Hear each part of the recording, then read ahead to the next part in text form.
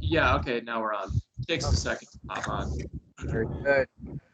Regular meeting of the Lowry Hill Special Service District Advisory Board will now begin. Good morning. My name is Mike McLaughlin. I will be facilitating this meeting of the Lowry Hill Special Service District Advisory Board. Before we begin, I'd like to note that this meeting includes the remote participation of members as authorized under Minnesota Statute Section 13D.01 to declare local pandemic. I will now call this meeting to order and call the roll so that we may verify the presence of a quorum. I will note that we are welcoming two new advisory board members, Steve Havig and Frank Inamagua. Their appointments are currently in process before the City Council. So welcome Frank and welcome Steve if and when he's able to join us. So when I call your name, if you could just, there's Steve.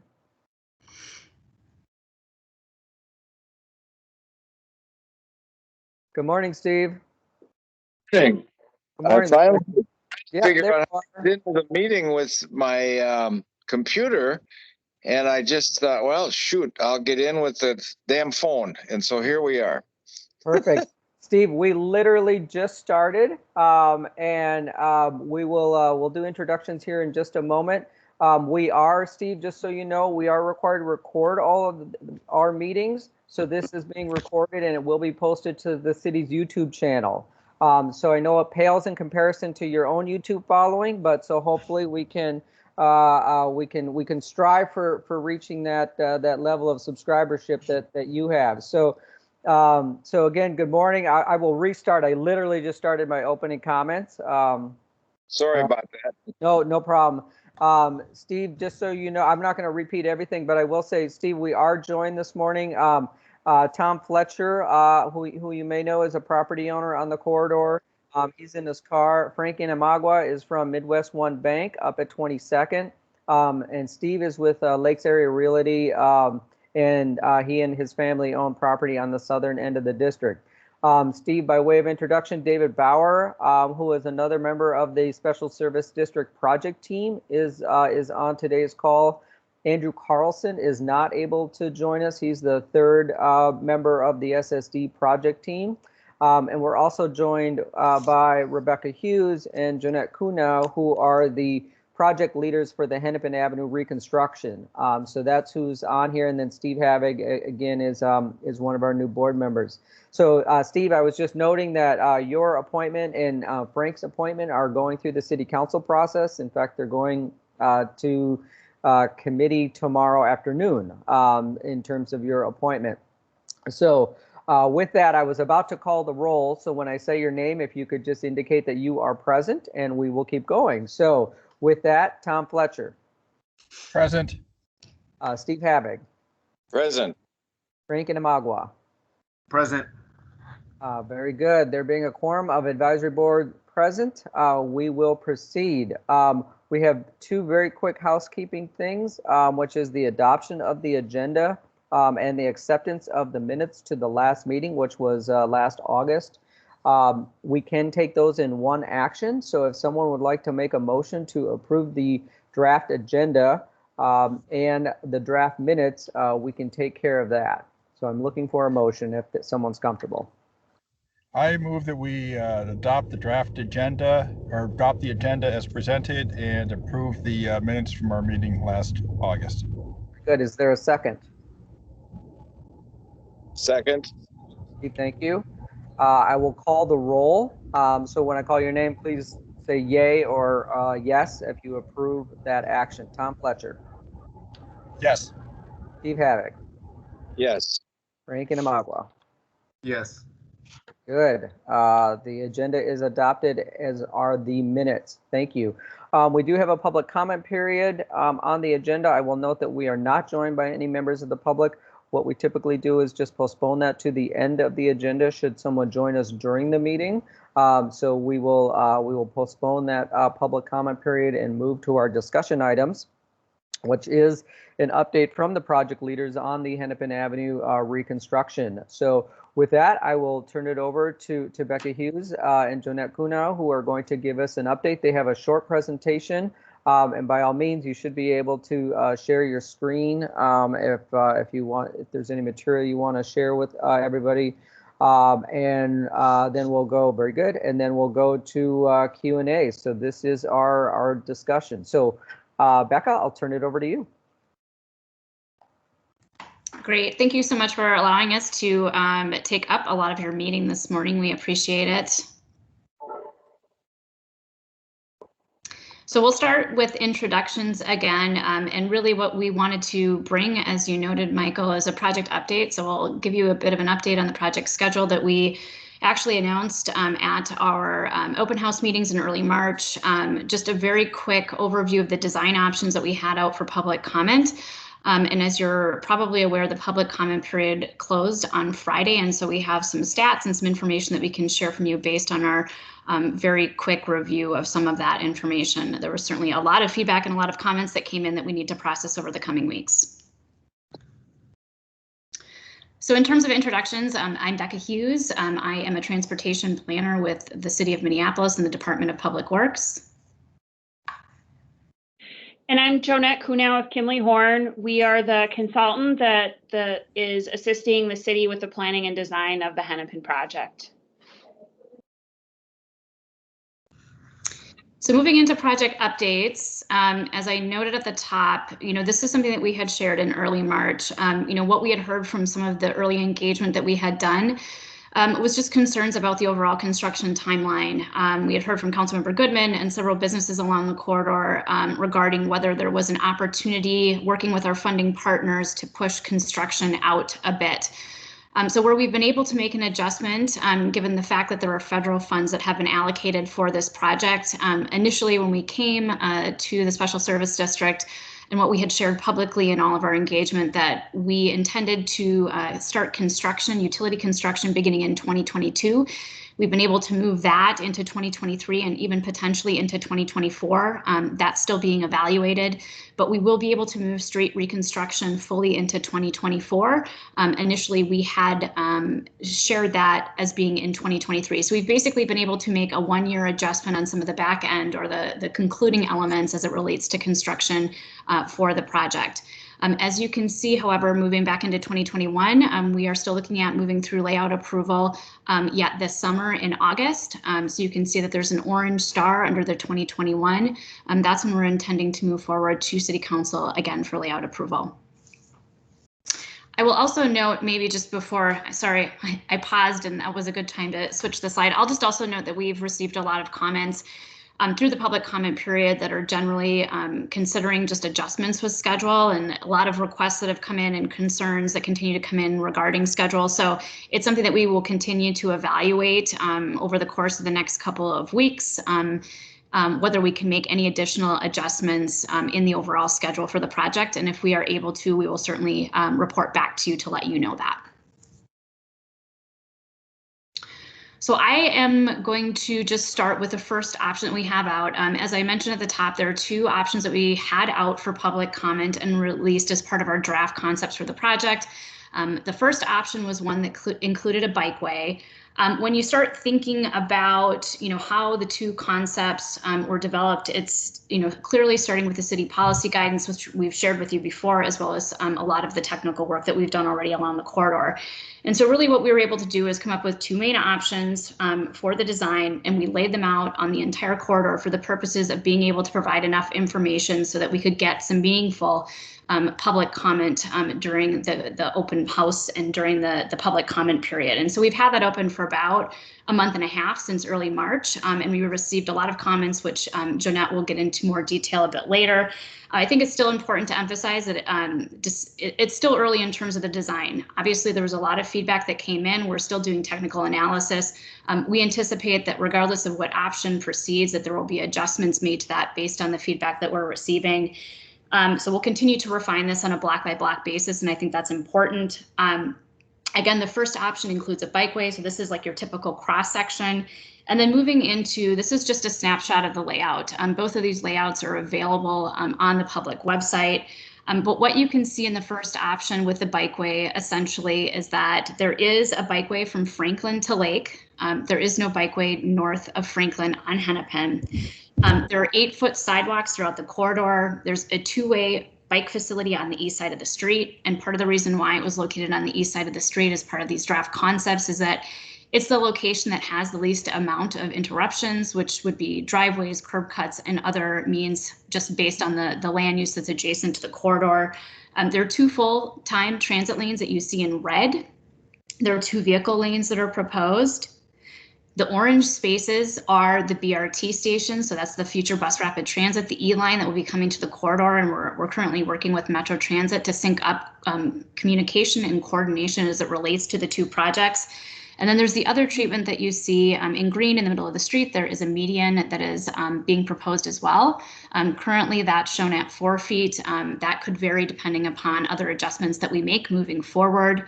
And then the other green areas that you see typically in the boulevard, it's actually a green-brown check. Those are areas where we anticipate or hope to have different types of landscaping, green infrastructure, and other means integrated as part of the option.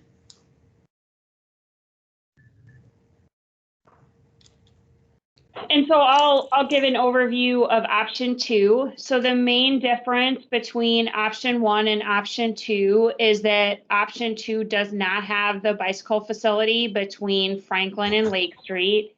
As a result, you see more space between the curb and the building. So that is space that could be used for greening, for sustainable stormwater features, and for things like parking and loading can be part of that space.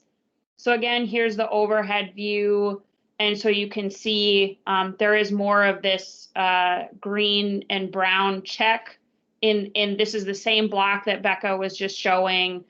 There's just overall more space without the bicycle facility on Hennepin.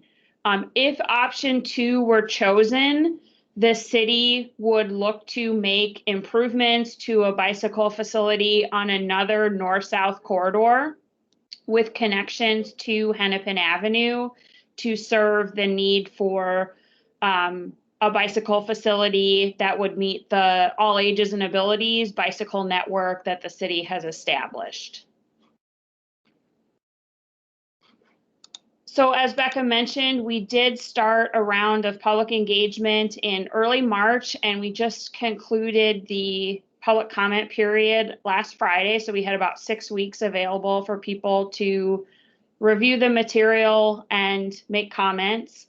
We held 2 live meetings on March 2nd and March 4th. We had a total of 230 attendees. That was about double the number of people that we had attending compared to the meetings that we had in fall 2020. There is a summary of the questions that were asked during those live meetings, and that is posted on the project website that you can review. And during the 6-week comment period, we asked for feedback via a comment form that was linked on the city's website. There was a feedback map where someone could go to either option 1 or option 2 and drop a pin on and make a comment at a specific location. And then we also have a project email that we were accepting comments. So through yesterday, April 19th, we have received 2,975 comments. Just to put that in perspective, that is a huge number. That is, I think, triple what we got in the last round of engagement and is a lot of comments for any city project.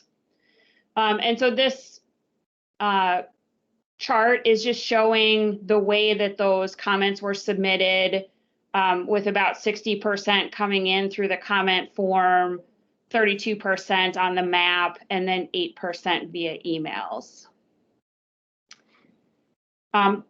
With still being in the pandemic and per city policy, we're not doing in-person engagement. We did make and we took some additional steps to make sure that people heard about the project and that we were seeking comments. And so we used a lot of different engagement methods. One of the questions that we asked on the comment form was how they heard about the project or the engagement, because we wanted to see how are we reaching the most number of people? And so you'll see the social media and email notices were the highest. If you've been in the corridor, you've also probably seen there were a number of signs both on Hennepin Avenue and in the neighborhood letting people know that we were seeking their comments on the project. And then on the feedback map, each of the comments is categorized into the sort of the nature of the comment. And so this is a breakdown of the types of comments that we got. Now this is just through the feedback map. So this is the 32%.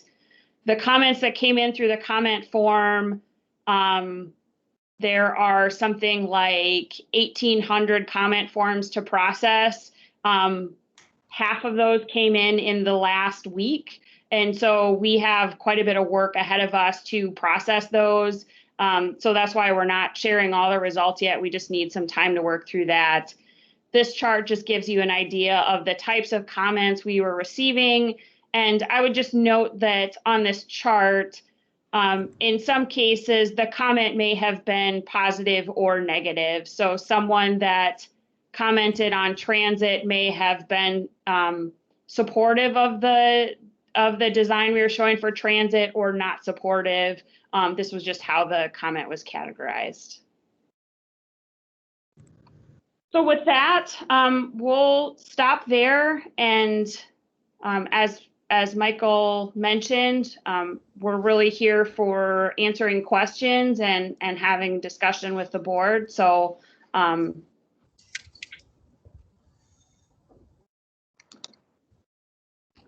And I'll let me just add. Frank and Steve, just so you have a sense, Tom Fletcher, both the Lowry Hill Special Service District Advisory Board as well as the Uptown SSD Advisory Board were provided an opportunity last year to designate a representative to a community steering committee. Is that the correct title, Becca and Jeanette? Something like that. Essentially a resource that includes neighborhood associations, the Uptown Association, and some other stakeholder groups. So Tom has been kind enough to volunteer his own time in an additional capacity just to really sort of connect to this project. So just so you both know, Tom's been at this for a while in terms of his engagement, in addition to just his ownership and interest in the corridor. Tom, I'll just, I know you had mentioned some stuff before we started the presentation. Do you want to lead us off? And by all means, Frank and Steve, please ask your questions as well. Mm-hmm. Well, I will admit I have about 15 questions, so I'm glad to do it, but I don't want to take over all the questions to somebody else, or otherwise I'll go to it, whatever Frank and Steve prefer. Go for it, Tom. Okay. So first, kind of generally, in my mind, I'll start with a comment. Hennepin Avenue has historically balanced the movement of people through the area with serving local businesses and residents. Sort of trying to get an honest view of the project team. Do you have any concern that the proposed design strongly, emphasize the movement through the corridor at the expense of the local businesses or residents, or you feel that's not an issue? Do you want to start, Jeanette? sure. Okay. So there are a couple of pieces to that. One is we do know from data before the pandemic that there is about 50% of people in the corridor are moving through the corridor. They're going from end to end. The goal of the design was not necessarily to facilitate or encourage that end-to-end movement. We know we have to account for that because it happens.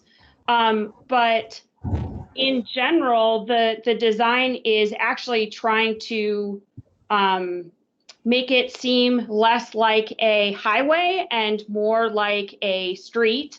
And so part of that is making the street narrower, so it does feel more like a city street and less like a wide expanse of pavement. I know there have been some questions and concerns about buses and bus speeds and people on buses that are just going through the corridor. The data we have for Metro Transit shows that actually a pretty high percentage of people on transit have a starting point or an ending point that's in the corridor or within a couple blocks of the corridor. And so the reason for the transit lanes is not to move people, not necessarily through the corridor, but the average transit speeds in this corridor are like 10 miles an hour. And so to have transit continue to be a viable option and be a reliable and efficient option for people that either can't drive, can't walk, can't bike, don't want to do those things, we really need the transit to be better than what it is today. And so that's a big part of the reason for the transit-only lanes, in addition to achieving the city's policy goals related to climate action and the transportation action plan. Do you have a projection then of the bus time changes from the Met Council if you go from the Uptown Transit Center to Franklin for this projected E-line? Do you have any sense from them of what this design, or have you done any sense of what this project will do in terms of time savings on the buses? Yeah, we're actually in the midst of some more detailed analysis now that will help answer that question. So that's not a question that we can answer today in terms of what the bus travel times will be. But the expectation would be that they would certainly be faster than they are today, which, as I mentioned, they average about 10 miles an hour today. Okay, and Tom, I would maybe add into, based on the early work that we did, even with the dynamic lanes that have been installed since September of 2019, there's been market improvement in terms of consistency for the routes that operate along the corridor, especially during those peak hours in which there are designated transit lanes. So they've proven to be effective. And by merely extending the time frame of those will allow for more efficient bus operations along the corridor. But as Jeanette mentioned, in terms of actual time travel savings per se and the number of minutes that would be saved right now, we don't have that information quite yet. Okay. If you look at, and I understand you don't have the information, but it sounds like, but if you look at the Met Council's information on these, E-line and other transit lines, some of their improvements are through boarding process, where people don't have to click on and off, they just get on, okay? And they've already hit a thing on the stop, if I'm correct. Some of them are through traffic signal and the bus's ability to activate traffic signals, okay? So, and those don't require a dedicated lane, I would assume. Is that correct? I assume those don't require a dedicated lane, per se.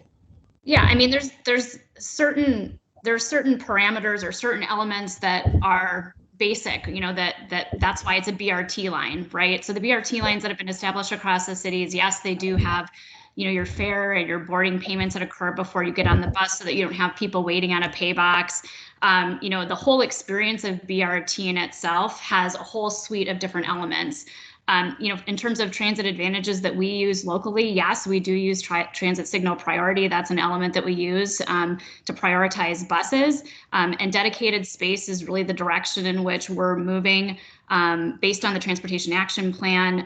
Again, there's a lot of different things that can be used to improve transit operations. But on this corridor, which is the second busiest corridor outside of the central business district, we'd like to take it a step further, anticipating that BRT growth, which is basically all throughout the day, not just at peak hours. Okay. Well, if you look at the schedules for the buses currently, if you go to Sunday morning at 6 a.m., it's 4 minutes from the Uptown Transit Center to Franklin, okay? During peak rush hours in the peak direction, it's about 7 minutes. I assume Metro Transit knows what they're doing and they've published their schedules appropriately. So you've gone from a time when you probably have very few people boarding. You probably don't have a lot of competition at 6 in the morning or 7 in the morning on a Sunday for whatever. And you're at 4 minutes. So that's probably about as good as you're going to get no matter what you do And worst case right now, they show about 7 minutes. I understand variability is part of it. What I'm trying to get my arms around is how much does a dedicated lane really add? I mean, there's this push for dedicated lanes, which has some impacts on the neighborhood because it drives your design. I mean, I think you would agree it drives your design. Do you have anything that indicates what the benefits of these dedicated lanes? And because I look at about 3 minutes of savings, and you could probably get, you could probably get a lot of that just with the other methods. And you probably can't get it all even with dedicated. I mean, am I missing something, or am I off the wall? Or Go ahead, Jonette.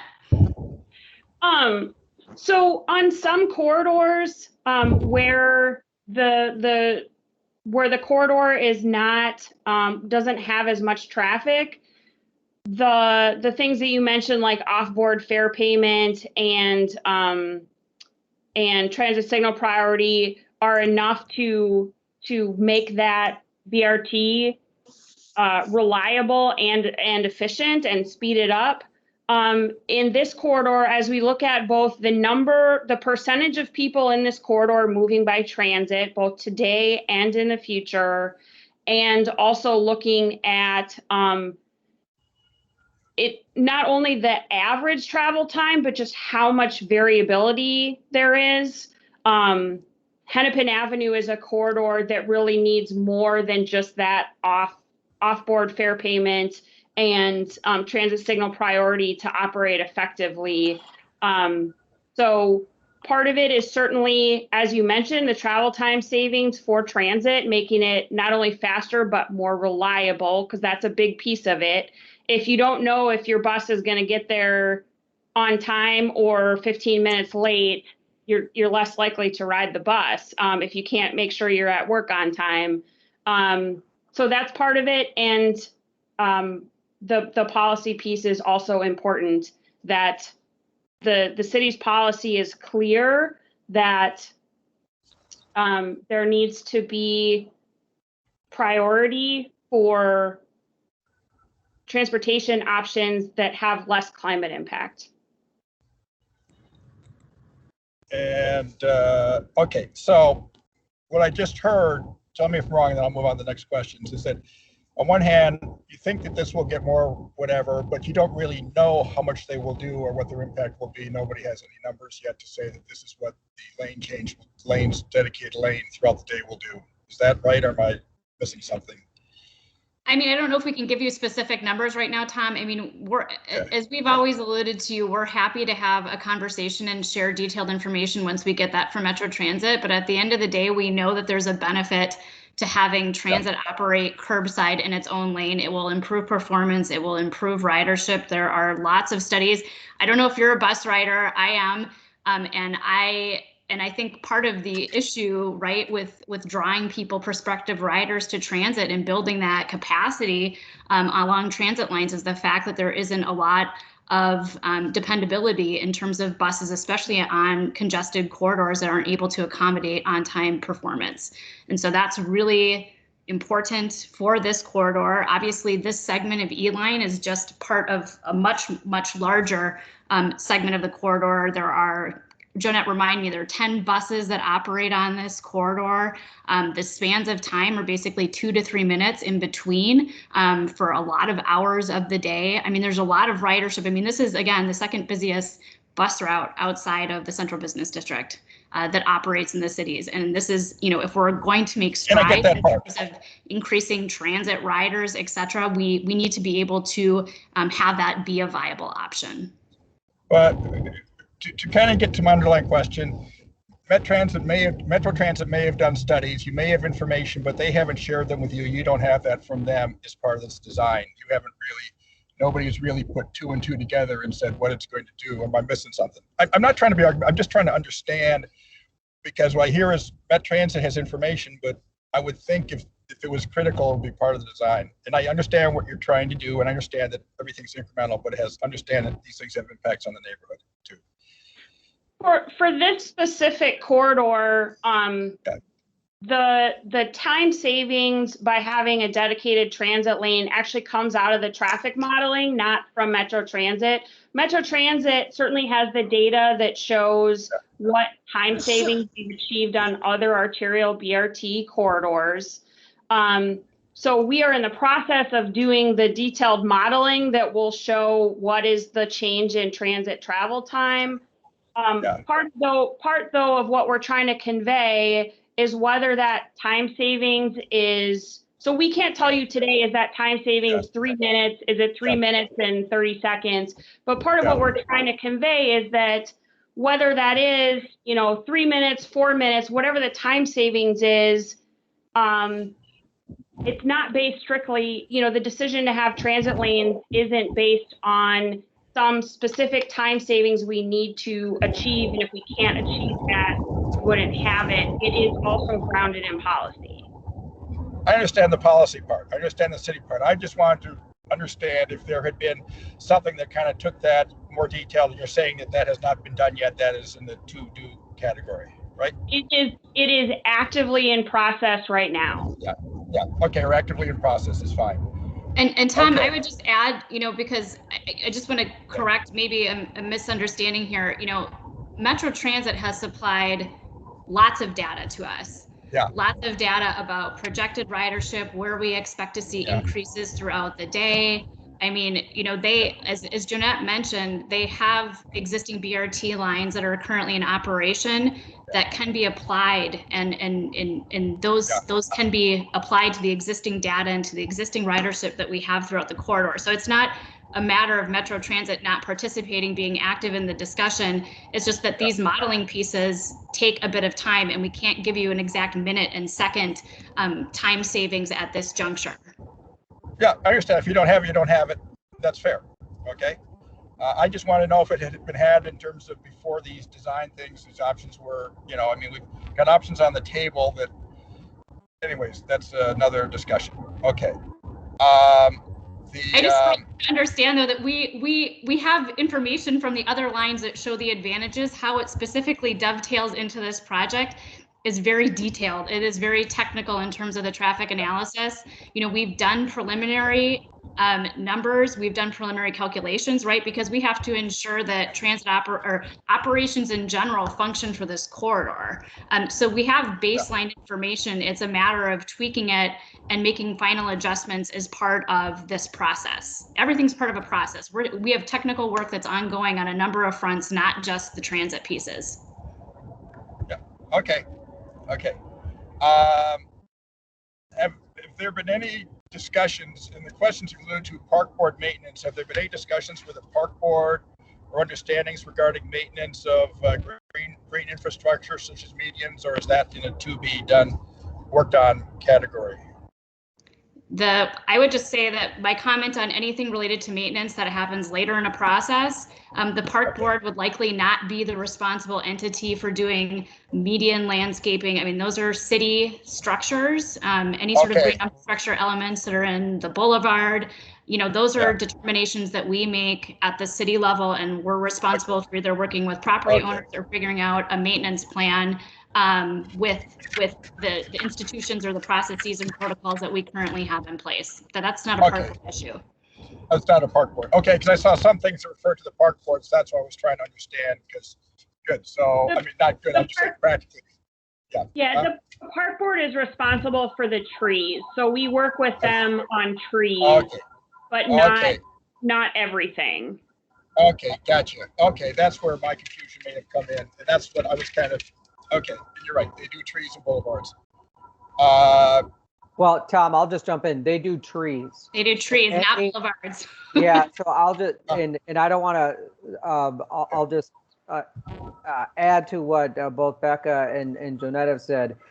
Typically in these projects, just for Tom and Frank and Steve, either the city is responsible when they put something in, or the adjacent property owner is, or if desired, if there is a special service district, the service district can also be a partner on a project. So to describe sort of, the realm of what the options are.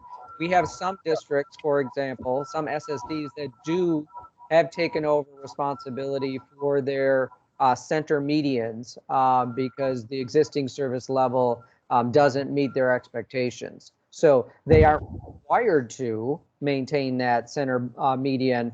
They just do because they want to for their corridor. So my sense, and Becca and Jeanette will tell me, I don't think there's been any assumption one way or the other on who's going to maintain what in terms of what's put in this corridor, in part because once the sort of the layout is approved and they know what their sort of where the curb line is going to be, as I've described to you guys, then I think there's more discussion with the SSDs in this corridor in terms of, you know, what might the SSD want in terms or recommend in terms of enhanced improvements, and what does the SSD have a position on maintenance? So my sense is that was always going to come later in this design process. So is that a fair description, Becca and Jeanette? Okay. It is. And that's true both of your corridor and of the uptown segment of this corridor. Yep, that's accurate. Thank you. I would just add also that, you know, until we have a design finalized, right, we don't even know necessarily what types of plants we're talking about in terms of maintenance. You know, if it ends up being a narrow median, for example, that can't accommodate vegetation, then it's sort of a non-issue, right? But, you know, the idea is that we would be able to plant something that is a beautification element as well, right? So at a 4-foot sort of median, we already know it would be challenging to implement trees and other elements that are larger, right? It would be lower level landscaping. And so as we make adjustments and tweaks, and as we look at this corridor in totality, and once we develop a planting plan for that, it will be more appropriate at that time to discuss maintenance. You know, I think we all know that maintenance is a tricky issue, regardless of what type of project that you're implementing. Sometimes it starts out and it's maintained really well.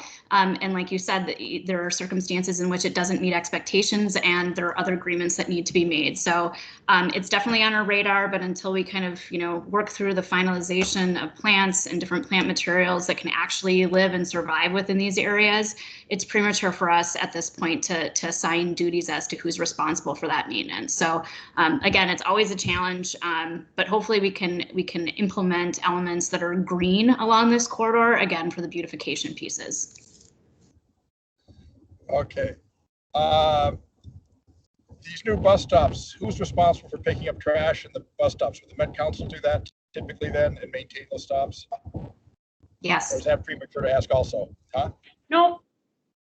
The BRT stations in particular, Metro Transit actually does all the snow clearing of those BRT platforms, as well as they do some power washing. There are trash containers that are on the platform. So Metro Transit's responsible for all of that. Okay. And I just to add to that, just to give you a real world experience, what they have just described, what Jeanette and Becca is accurate. I would tell you that we certainly have examples in service districts where service districts have come in of their own volition to supplement that work, again, perhaps because it doesn't always meet expectations. So no obligation by the SSD to provide any supplemental services, but we certainly, our experience is that districts often do, just to give you a sense. Not like repairing any glass panels and sort of hard infrastructure, but like pan and broom, you know, snow stuff, services, things like that, just to give you a sense of what real world looks like. Okay, gotcha. That's very helpful.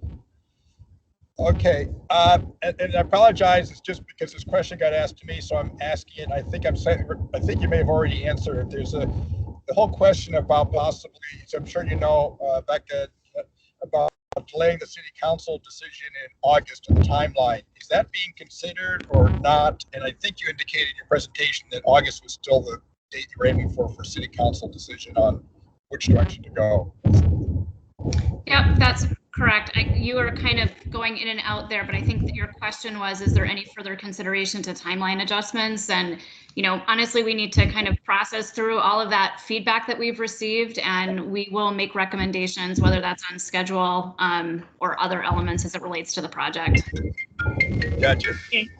And I would just add that that is a comment that has come up a number of times in a number of different venues. So yes, we're certainly trying to evaluate that and how that how we can best move the project forward, but wanting to work with the folks in the corridor as well.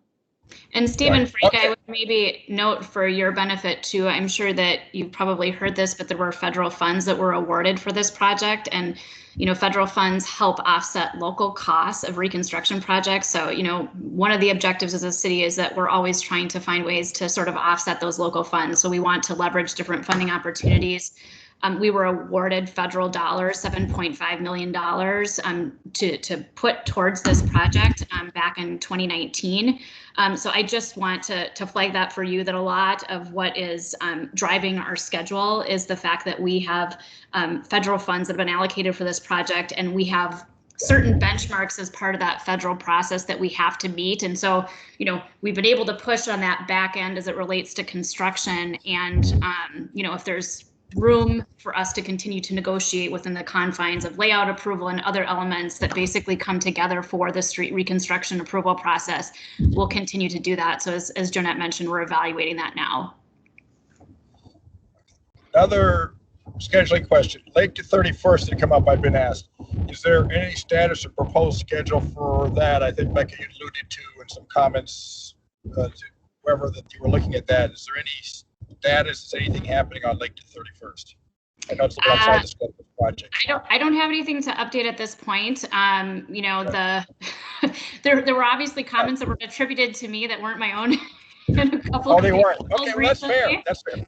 Yeah. But with that said, I can say consistently that the department's message on that is that they, the department, Public Works acknowledges that that block isn't working well, that we need to figure out how to improve the operations on that block. And that could include restoring parking on one side of the street. In terms of timetable for that, a lot depends upon what level of engagement is appropriate. There's just like this project, but in sort of like a microcosm, right? If you're making adjustments to bike lanes, you've got to talk to the Bicycle Advisory Committee. If you're making adjustments to the sidewalk, you've got to talk to the Pedestrian Advisory Committee. And the business owners and the neighborhoods also have stakeholder interests as well. And so I think the bigger question is how much of that process needs to happen for there to be interim improvements, and that's still being discussed at a management level at the city. Gotcha. But those discussions are ongoing. Gotcha. That's fair. Okay, thanks. And apologize for keeping going. In terms of your things, response to the open house regarding traffic impacts neighborhood streets, there was a statement that the city has a number of neighborhood tools that can be used to manage traffic and parking. Between now and the Hennepin Avenue construction, we will further study these tools and commit to implementing appropriate strategies. Can you allude on what type of strategies you might use to manage neighborhood traffic and parking, or just in general, or are you not in a position to say that yet? What type of tools might be used? Jeanette, did you want to cover that? Sure. A couple things. Some of what those tools could look like. We were just having an internal discussion within the city about some of the parking management and loading strategies, not only on Hennepin, but on some of the neighborhood streets as well. That can look like a lot of different things. Where there are more businesses, they tend to be commercial loading zones. There are, passenger type zones, food pickup. There's a lot of different treatments. North of Franklin, there is some critical parking, and that, that's certainly a concern, is if that, becomes a larger issue. So those are some of the tools on the parking side. On the neighborhood traffic side, the city, in a number of locations, looks at traffic calming and other tools to really try to manage vehicle speeds. Typically, we recognize that the two design options that were put out will change circulation. So how you get to a specific business or a specific street will change, and that may cause some changes in traffic patterns, and that is to be expected. But certainly what we don't want is increases in through traffic in the neighborhood, and that's more where the traffic calming comes in, what it's targeted at. So there are a lot of different tools, and I'm probably not the best person to speak on what is all in the city's toolbox, but there are a number of things that the city looks at to manage those types of issues. I think that was well articulated. And Tom, if you want more information on different types of, tactics and things that we might deploy, you certainly know that Alan Klugman is a traffic engineer on this project, and he's always happy to have a one-off conversation. But I would say that, what Jonette mentioned, in terms of, we're exploring different opportunities now for how to deal with those impacts. Okay. Yeah, because if you look at it clearly, traffic is going to be routed through the neighborhoods just to get to their destination. And calming, I assume, addresses speed. It doesn't address volumes or whatever. But yeah, okay.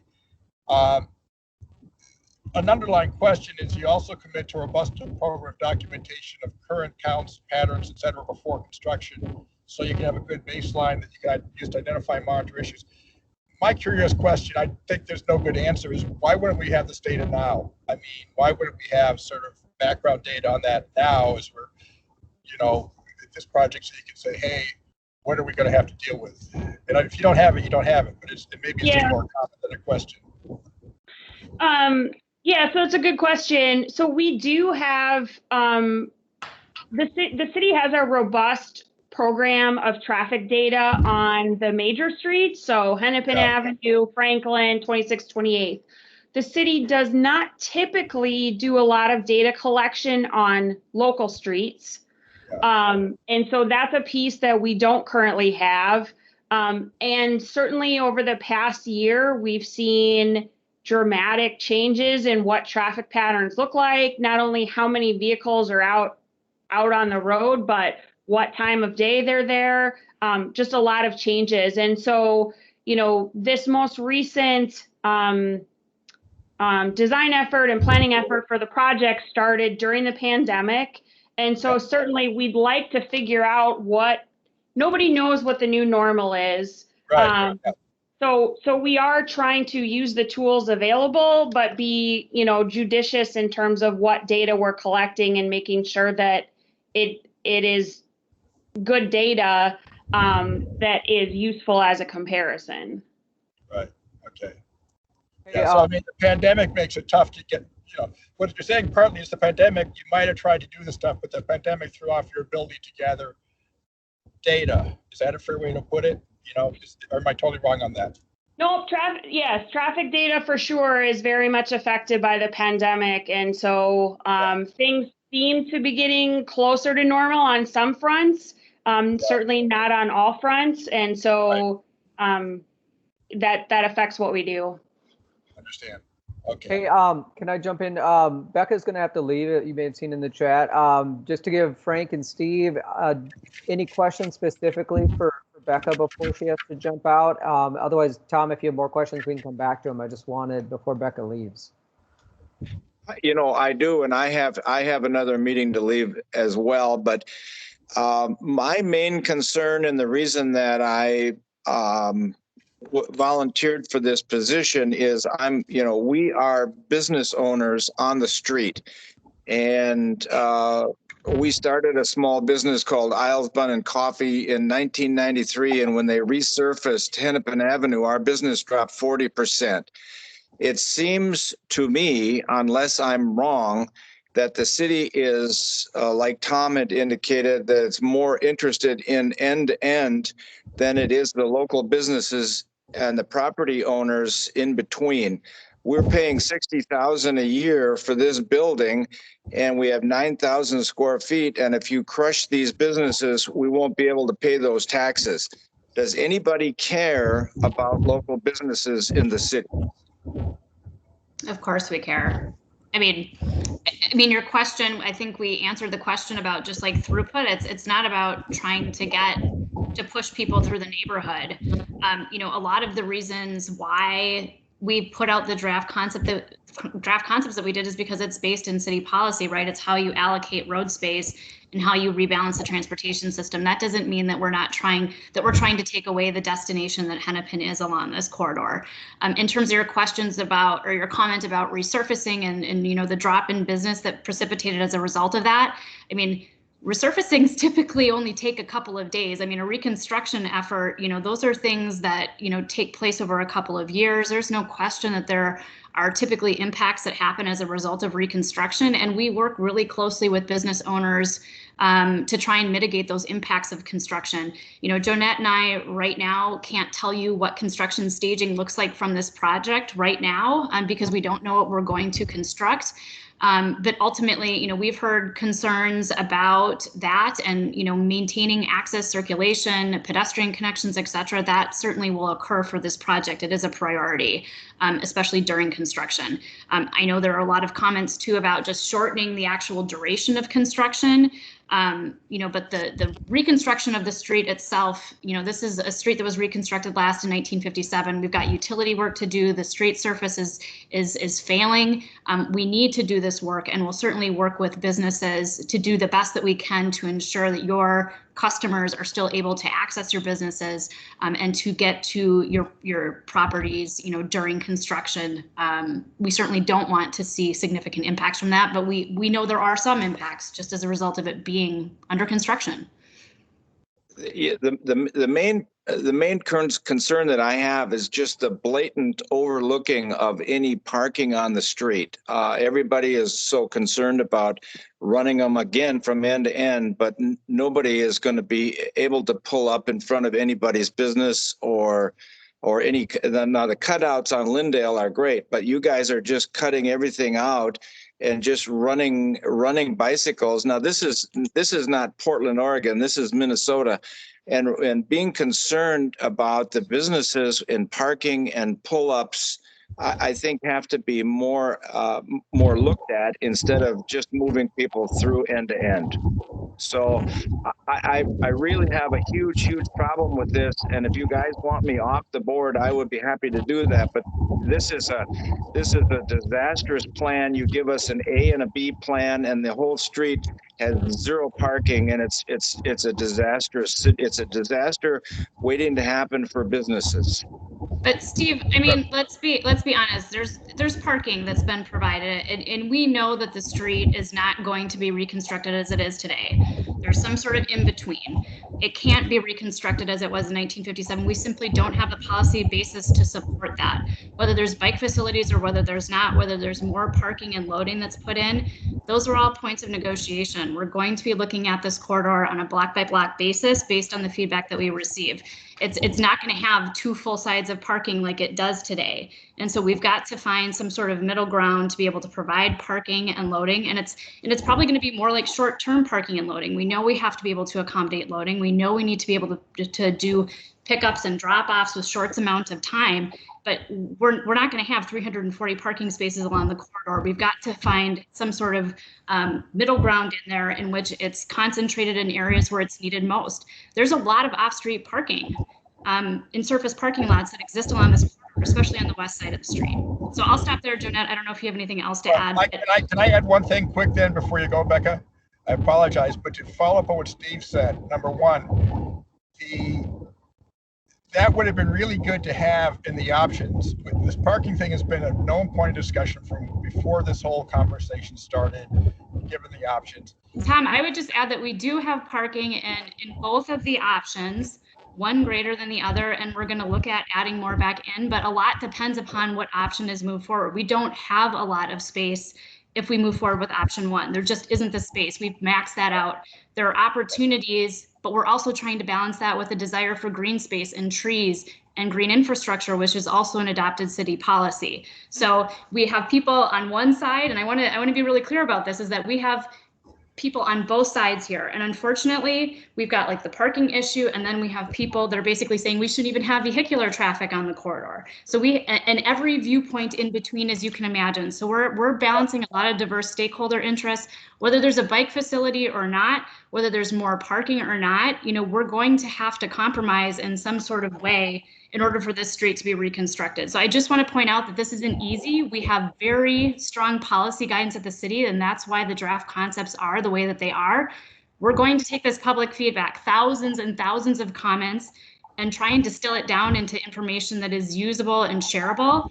And then we'll be back to let you know what direction we're moving forward in. And we understand, we have heard it over and over again. We understand that parking is important, that loading is important. And we understand that. So it is loud and clear. We hear that aspect. We also hear on the other end that we want, we want dedicated bicycle lanes that are separated, that what you're showing isn't adequate. They want every single comment possibly that could come in. We have very divergent viewpoints, very divergent stakeholder interests along this corridor.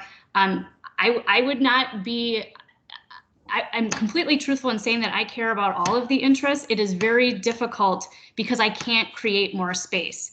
There's only a certain amount of space on the corridor. It is fixed.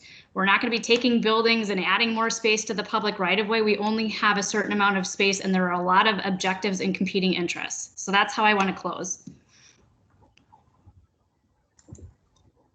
I second Steve's comment, and the businesses it could be a destination businesses on this thing. These plans aren't significantly adjusted in a significant way. I don't think it's fully realized, but okay.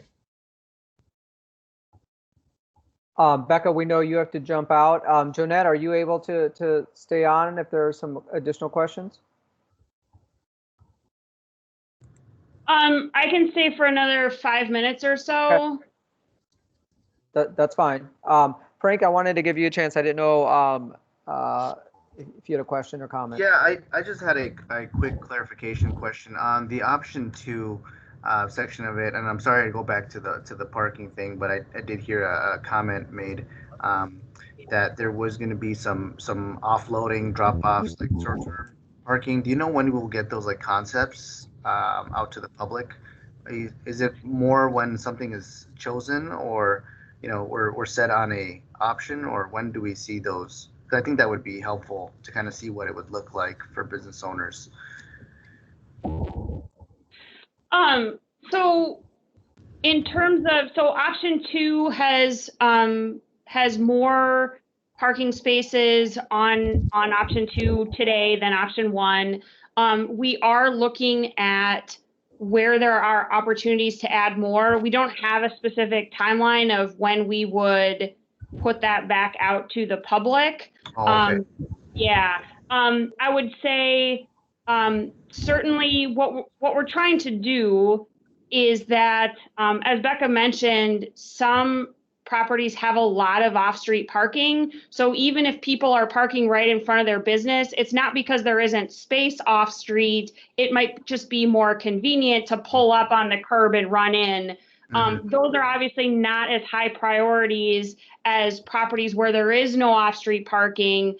So we're trying to do the due diligence to see what can we fit, but recognizing that the need just isn't the same in every block. So like I said, we don't have a timeline for when we would come back out to the public. I would say, we have talked with some business owners and so we understand what some of the needs and desires are for, or challenges related to specific properties. And, if there are other discussions that need to happen in that regard, we can certainly do that. Yeah. Just to understand what the needs are. Okay, great. Yeah, and I would just maybe add too, earlier in the process, we did deploy a business survey and we did get a lot of useful data from the businesses along the corridor that participated in that survey. And so there was information about loading and where loading occurs and things of that nature. So we're using that too as part of our evaluation, but clearly the conversations that we have with businesses on a one-on-one basis is something that we are also doing too as we move forward with looking at revising whatever preferred concept ends up moving forward. Got it. Thank you. Yep. Okay, I really will sign off now. Thank you so much for your time this morning. It was great to meet you, both Frank and Steve, and always nice to see you, Tom. Okay, thank you. Thank you. Yeah, nice to meet you. Jeanette, the board members, we can certainly keep going. Jeanette, you said you'd stay for another minute here. Maybe we're at that point. Any final questions for Jeanette? Otherwise, meeting.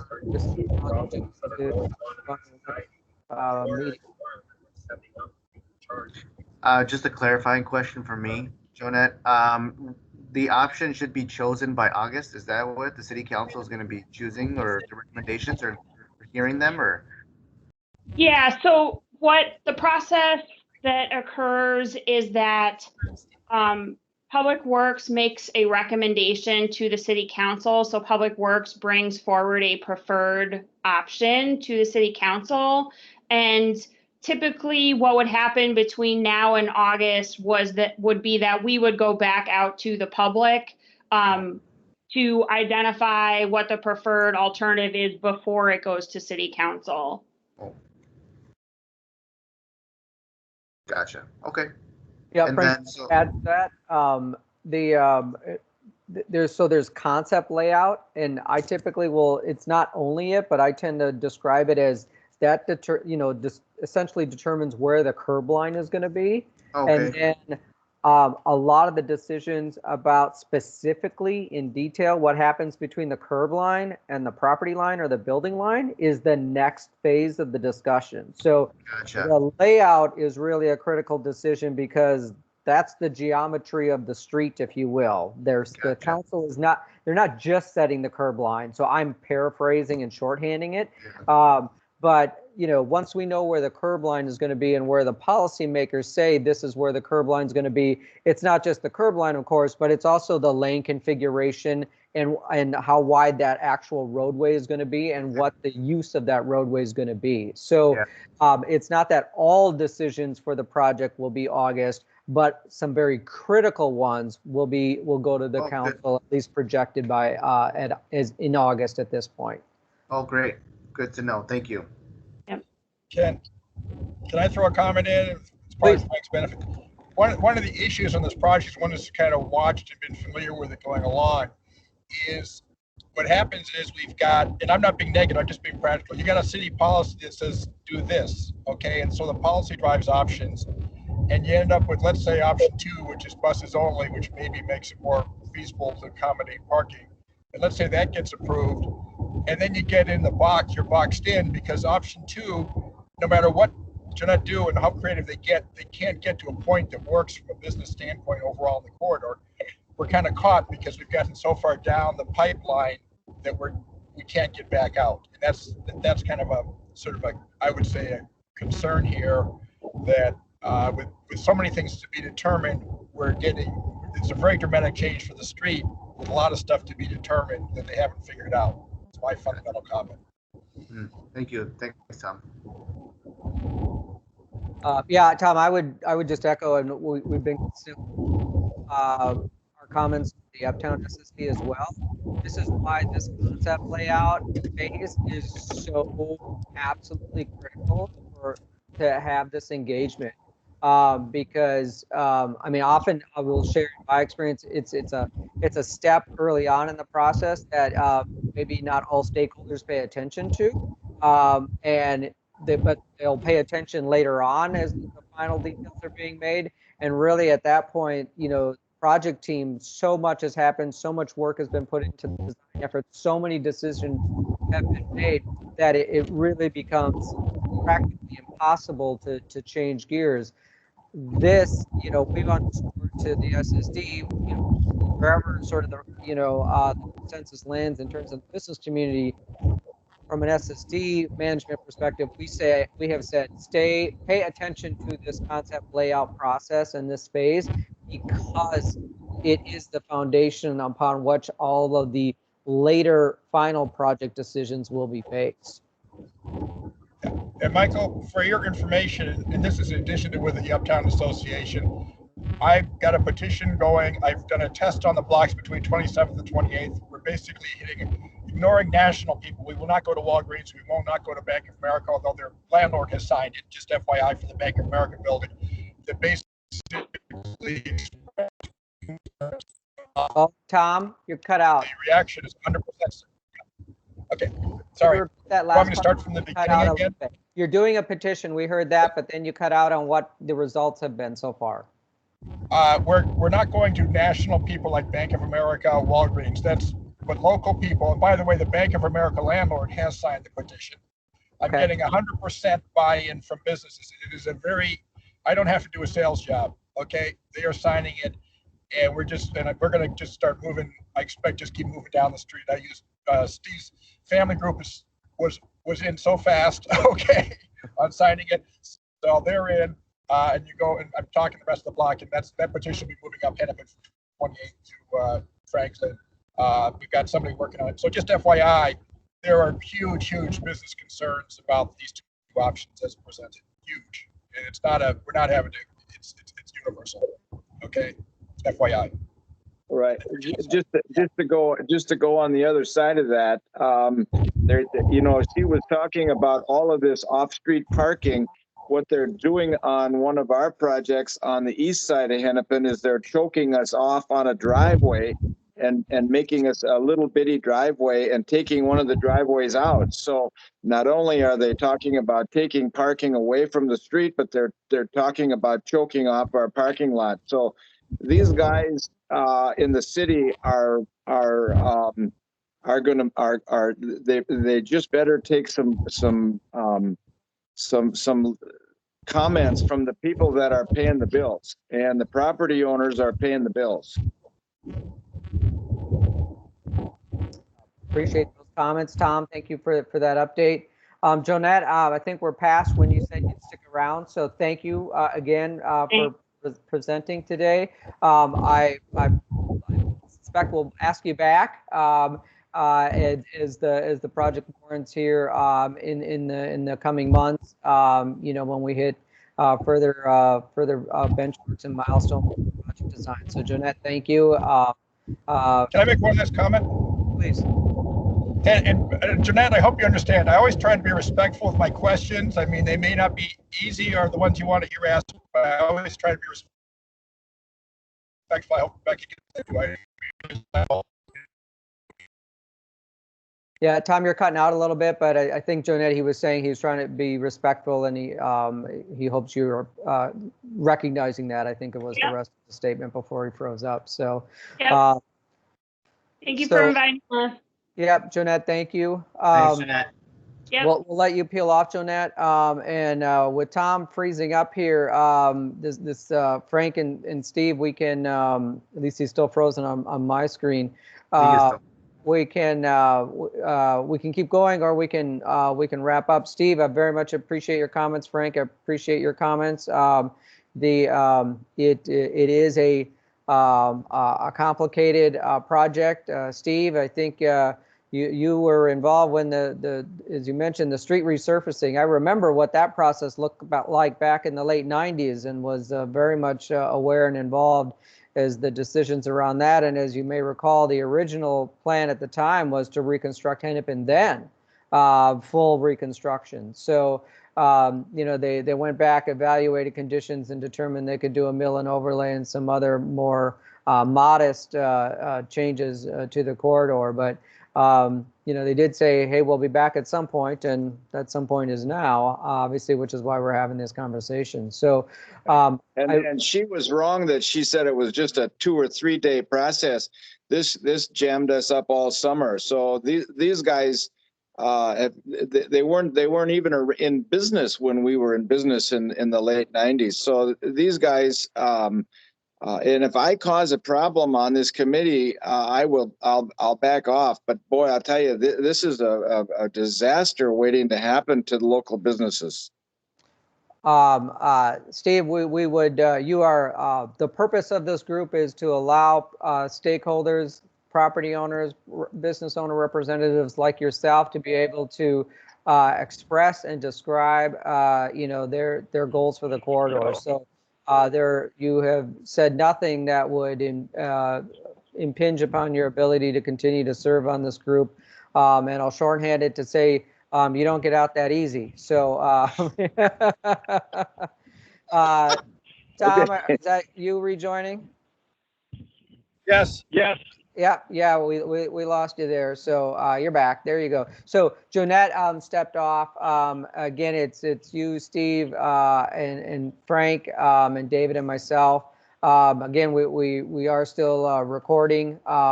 So just so remind everybody of that.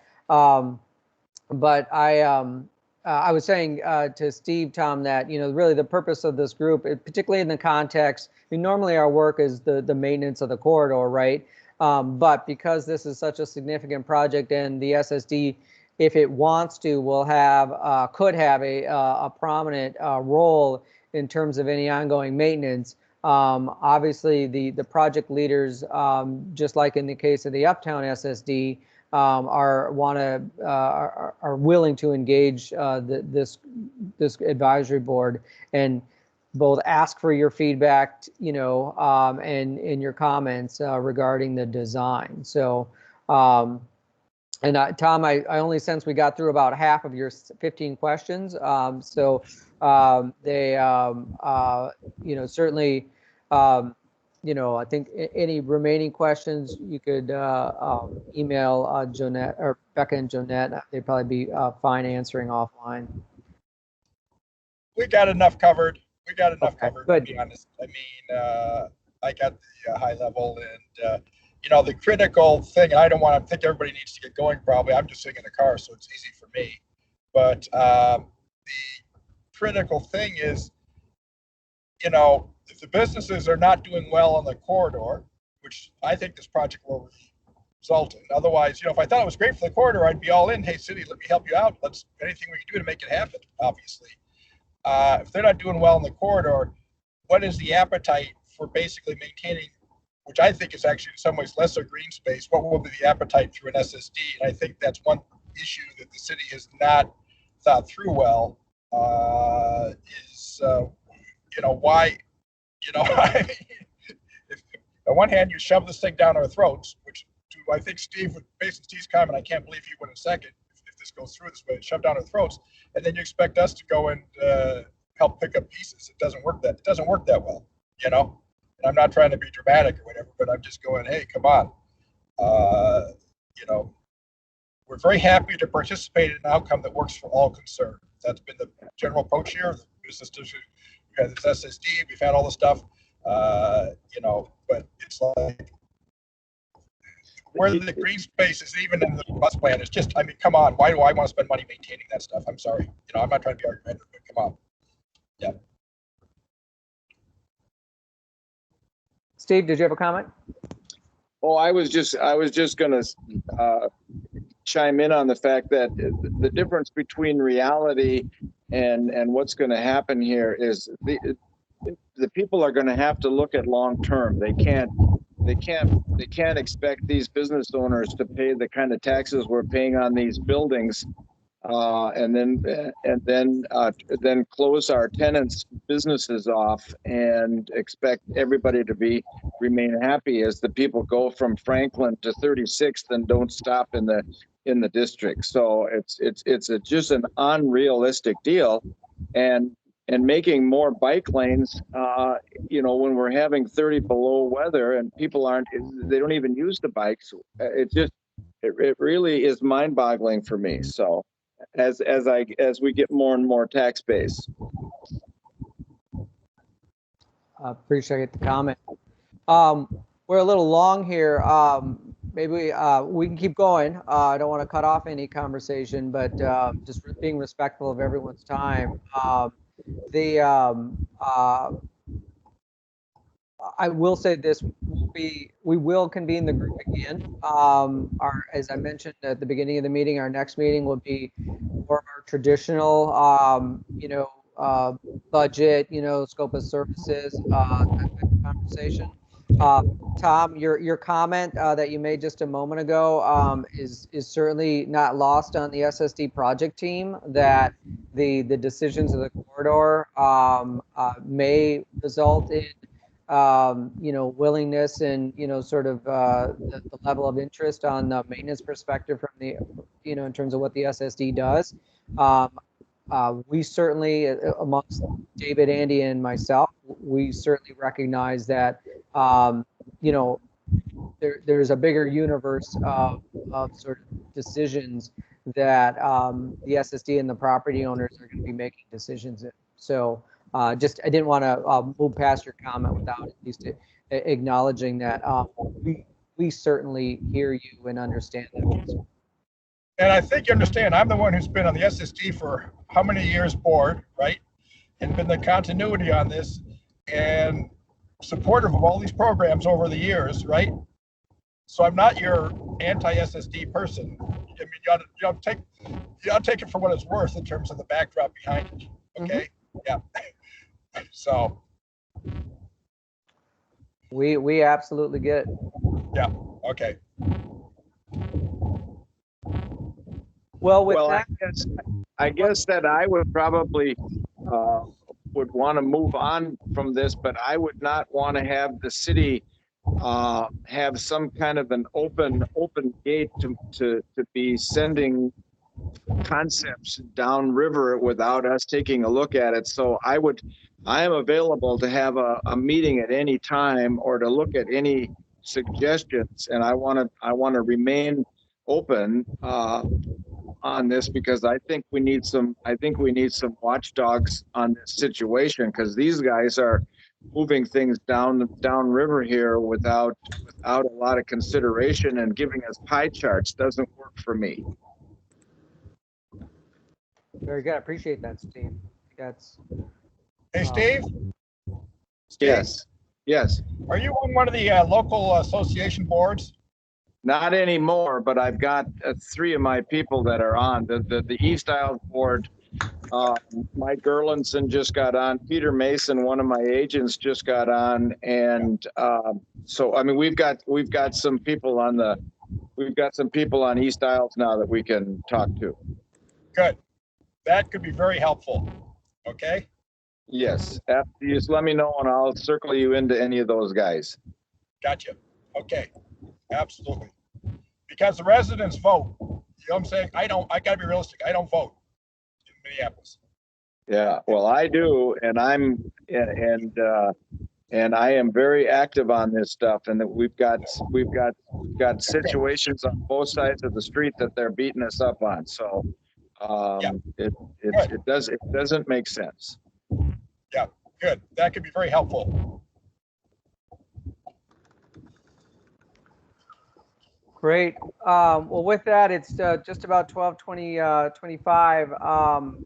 If there's nothing else, maybe we conclude this meeting with the understanding that we'll be in touch, and certainly, engaging the project team as additional decisions are being made.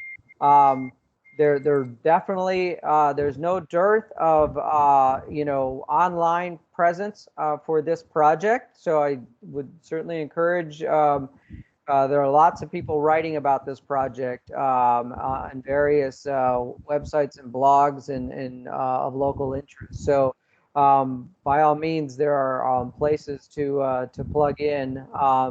There are other, the Uptown Association, I'm aware other business and property owners have contacted me. They also have expressed their concerns. So our role from an SSD perspective is really, just making sure that people are in the loop. And really the business and the property owners are the ones that that need to be lead in terms of communicating those concerns. to the project team. It's concerns and comments, to be clear, both pro and con. So just wanted to sort of state how, from an SSD management perspective, how we perceive our helping the board convene to be able to meet with the project leaders, as well as just information sharing to the extent that we're so. There are no final comments. We can adjourn. Well, Move we let me adjourn. just have one final comment here is that, you know, in my little comment with Hughes on the deal, she had huge pushback to my comments and concerns. And I already feel like the train has left the station. So I think that we need to be extra sharp on this deal because these guys are moving forward and she pushed hard on me. So I felt it and it didn't feel good. And that, you know, so that I just think we really need to be diligent on this. Very good. Steve? 100%. 100%. Great. Well, again, Steve and Frank, thank you for joining the board. Hopefully you don't reconsider. Joe, Tom, thank you for your ongoing participation. We will be in touch as we get more information, and we'll canvass you for the next meeting, probably sometime in June at this point. Great. You all. Thanks, everyone. Thank you. Okay.